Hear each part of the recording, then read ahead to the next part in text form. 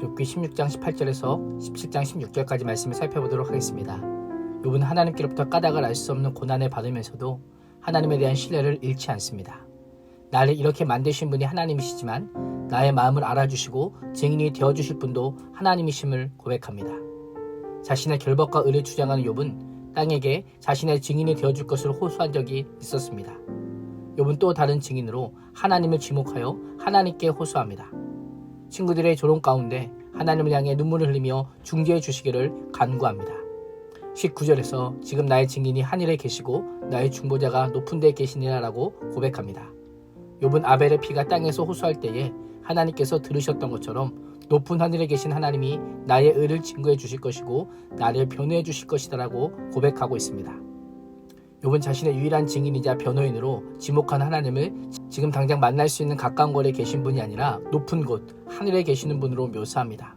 이러한 고백에는 자신의 변호할 분이 너무 멀리 계셔서 닿을 수 없는 현실의 고통이 반영되어 있음을 보게 됩니다. 우리도 그런 경험을 할 때가 있지 않습니까? 하나님께 호소하는데 너무 멀리 계셔서 마치 듣고 계시지 않는 것 같고 찾아오시지 못할 것 같은 하나님은 아닌가라는 생각을 할 때가 있습니다. 아무리 이해할 수 없는 상황을 만날지라도 누군가 나를 까닭없이 힘들게 할지라도 나의 증인은 하늘에 계신 하나님이심을 잊지 말아야 합니다. 주변 사람들이 나를 조롱하고 비난할지라도 우리의 눈은 하나님을 향해 눈물 흘릴 그때에도 나의 유일한 중보자는 하나님이심을 기억해야 합니다. 욥은 고난의 유일한 해결자인 하나님을 의지하며 간구했지만 오히려 친구들의 비난이 거세지고 자신을 조롱하는 이들의 괴롭힘에서 탈출할 수 있는 유일한 출구는 죽음뿐이라고 생각합니다. 그러면서 동시에 주님께서 친히 내 보증이 되어주십시오. 내 보증이 되실 분은 주님밖에 없습니다 라고 고백합니다. 나의 무죄를 믿어주고 지지해줄 리가 하나님 외에 대체 누가 있겠습니까 라고 고백하며 하나님께 자신의 손을 잡아달라고 애원합니다. 하나님께 손바닥을 쳐주심으로 제가 당하는 고난이 심판이 아님을 하나님의 증오나 본능의 표현이 아님을 입증해달라고 요청합니다. 욥은 친구들에 대한 서운함을 드러내며 5절에서 이렇게 고백합니다. 보상을 얻으려고 친구를 비난하는 자는 그의 자손들이 눈이 멀게 되리라. 욥은 친구들이 마치 돈에 눈이 멀어 친구를 버리는 자처럼 손해를 보지 않기 위해 자신의 무지함에 보증을 서지 않고 있음을 비난합니다. 만신창이가 된 욥은 자신의 모습을 백성의 속담거리가 되었다. 내 얼굴에 침을 뱉는다라고 묘사하고 있습니다. 번성하며 사람들에게 존경받았던 욥이 하루아침에 고난당하고 몰락함은 사람들의 이야기거리가 되기에 충분했습니다. 사람들은 그렇게 경건한 척하더니 그 안에 더러운 죄악을 숨기고 있었구나. 결국 하나님 앞에 탈로 나서 하나님의 저주를 받았다라고 쑥덕거렸을 것입니다.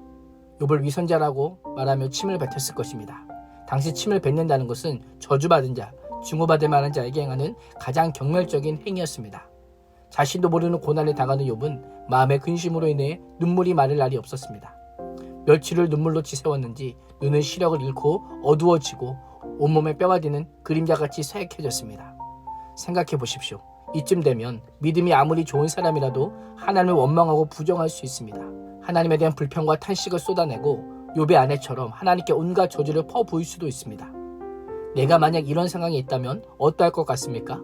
신앙의 회의를 품지 않겠습니까? 그럼에도 불구하고 계속하여 신앙생활을 하고 싶겠습니까? 많은 사람들이 하나님의 존재와 일하심을 부정할 것입니다. 그러나 욥은 9절에서 이렇게 고백합니다. 그러므로 의인은 그 길을 꾸준히 가고 손이 깨끗한 자는 점점 힘을 얻느니라. 이 말씀에 선뜻 아멘이라고 고백하게 되십니까? 저는 쉽게 아멘이라고 고백할 수 없었습니다. 지금 이 고백이 욥이 할 만한 고백입니까? 아무도 자신을 알아주지 않고 오해와 멸시를 받고 마음은 근심으로 가득하고 육신은 점점 쇠해가는 욥이 할 고백입니까? 오히려 친구들과 하나님을 저주하고 비난하는 것이 제 마음을 더 시원하게 하는 것 같습니다. 그럼에도 불구하고 욥은 극한 시련의 상황 속에서도 결코 자신의 일을 포기하지 않겠다라고 선언합니다. 의인은 자신에게 일어나는 모든 고난과 부당한 현실과 온갖 부조리와 비난 속에서도 자신의 길을 붙들고 꿋꿋이 가듯 나는 그 길을 포기하지 않을 것이다. 손이 깨끗한 나는 더욱 강해질 것이다 라고 고백하고 선포하고 있습니다. 욥은 그럼에도 불구하고 힘을 내어 의인의 길을 가겠다라고 선언하고 있는 것입니다. 믿음으로 살아보겠다라고 고백하고 있는 것입니다. 그러나 현실은 믿음의 선포가 무색할 만큼 너무 괴롭습니다. 욥은 하나님의 응답이 없는 상황은 모든 계획과 소원이 다 끊어진 죽음과 같다라고 탄식합니다. 욥은 또다시 죽음을 언급하며 죽음은 자신의 자리를 펼 수 있는 유일한 집이요 침상과 같다라고 고백하고 있습니다. 욥의 고백이 우리의 모습 아닙니까? 믿음으로 살기를 선포하고 결단하고 힘을 내다가도 현실의 벽 앞에서 무너지고 쓰러지고 있지 않습니까? 힘을 내다가도 어느새 포기하고 싶어지지 않습니까? 도대체 어떻게 해야 될지 막막한 오늘은 아닙니까? 어떻게 해야 될까요? 그럼에도 불구하고 하나님만이 희망임을 기억해야 됩니다. 그럼에도 불구하고 예수 그리스도만이 소망임을 깨달아야 합니다. 그럼에도 불구하고 성령님만이 참된 우리의 위로자이십니다.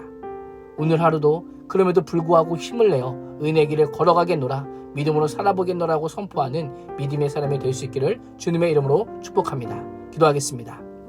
하나님, 까닭없는 극심한 고통 중에도 여전히 하나님을 향해 있는 욥의 모습을 통해 그럼에도 불구하고 내가 있어야 할 곳이 어딘지를 알게 하심에 감사합니다. 오늘도 힘을 내다가도 쓰러지고 결단을 했다가도 넘어지는 나를 불쌍히 여겨주시고 하나님을 강하고 능한 손으로 붙잡아 주셔서 믿음의 길을 걸어갈 수 있도록 인도하여 주옵소서. 예수님의 이름으로 기도합니다. 아멘.